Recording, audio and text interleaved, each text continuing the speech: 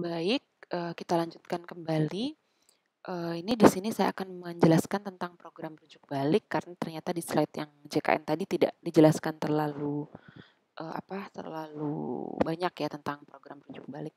Nah, apa sih dasar-dasarnya kenapa ada program rujuk balik? Kalau Anda ingat kan tadi program rujuk balik adalah pasien yang kondisinya itu harusnya di fasilitas kesehatan sekunder atau rumah sakit, namun bisa dibalik atau dirujuk balik ke vaskes primer. Kenapa? Pertama, peningkatan kelompok peserta usia lanjut, maka resiko penyakit kronis semakin tinggi. Nah, penyakit kronis itu semakin tinggi, biasanya kan penyakit kronis itu pengobatannya seumur hidup, sehingga biaya pelayanan kesehatan pasti akan meningkat.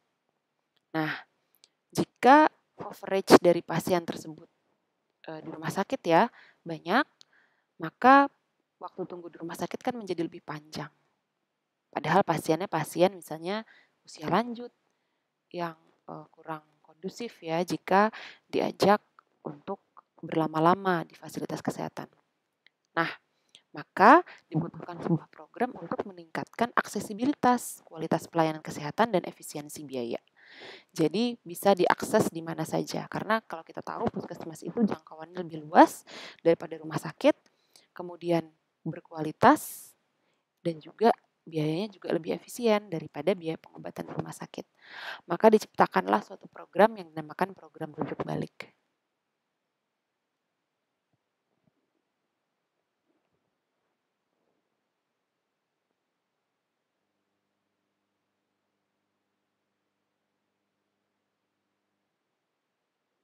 Nah, filosofi dari program rujuk balik adalah pelayanan rujuk balik itu didefinisikan sebagai suatu pelayanan kesehatan yang diberikan kepada penderita di vaskes primer atas rekomendasi atau rujukan balik dari dokter spesialis atau subspesialis yang merawat. Nah, rumah sakit kan keuntungannya atau kelebihannya ya, kan ada dokter spesialis dan subspesialis. Jadi kadang pasien dengan kondisi tertentu harus dirujuk di rumah sakit. Tapi untuk dengan konsep atau alasan atau rasional tadi aksesibilitas, pelayanan berkualitas, dan juga efisiensi biaya, pasien-pasien yang kondisinya itu sudah stabil bisa direkomendasikan balik atau dirujuk balik dari dokter spesialis dan subspesialis ke dokter di vaskes primer. Syaratnya apa? Tidak semua penderita penyakit kronis bisa dirujuk balik.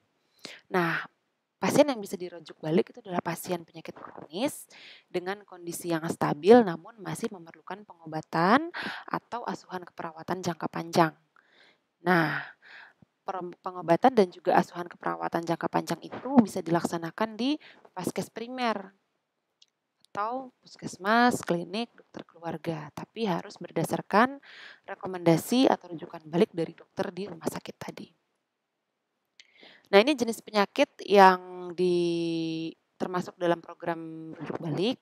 Artinya pasien-pasien ini bisa dikembalikan atau dirujuk balik dari dokter spesialis subspesialis ke puskesmas.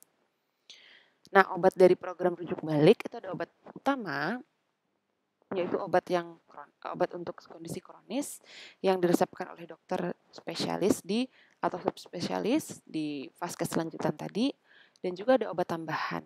Obat tambahan adalah obat yang diberikan bersamaan dengan obat utama. Masih diresepkan oleh dokter spesialis dan subspesialis di vaskes lanjutan untuk mengatasi penyakit penyerta atau mengurangi efek samping akibat obat utama. Jadi dirujuk balik itu kan tidak hanya dirawat atau dimonitor oleh dokter di vaskes primer, tapi obat-obatannya juga sudah satu paket. Jadi pasien akan mendapatkan obat-obat ini di puskesmas. Nah, nanti tiap berapa waktu gitu, misalnya 3 bulan sekali, pasien akan dikontrol oleh dokter di puskesmas tersebut. Obatnya masih samakah dengan obat rujukan dari dokter, atau ditingkatkan, atau dikurangi, atau malah dirujuk kembali ke rumah sakit. Nah, tujuan dari program rujuk balik ini adalah agar dokter di fasilitas pelayanan primer itu bisa memberikan pelayanan yang optimal sebagai gatekeeper atau penjaga gawang sekaligus manajer kesehatan pesertanya.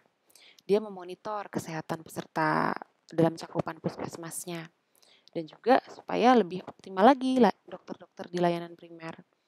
Kemudian transfer of knowledge. Jadi dokter spesialis memiliki pengetahuan yang lebih superior, lebih tinggi, maka bisa terjadi transfer dari pengetahuan tersebut dari dokter di vaskes lanjutan ke dokter di vaskes primer. Kemudian meningkatkan efektivitas pelayanan kesehatan bagi peserta penderita penyakit kronis daripada mendapatkan menunggu di rumah sakit dalam waktu yang lama, lebih baik dirujuk ke puskesmas. Nah, monitoringnya tadi 3 bulan ya.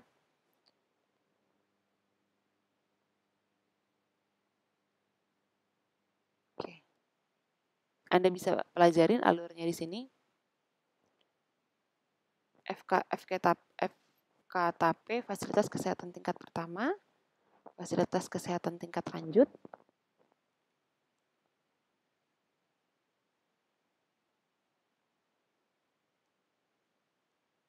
Sekian dari saya. Terima kasih. Wassalamualaikum warahmatullahi wabarakatuh.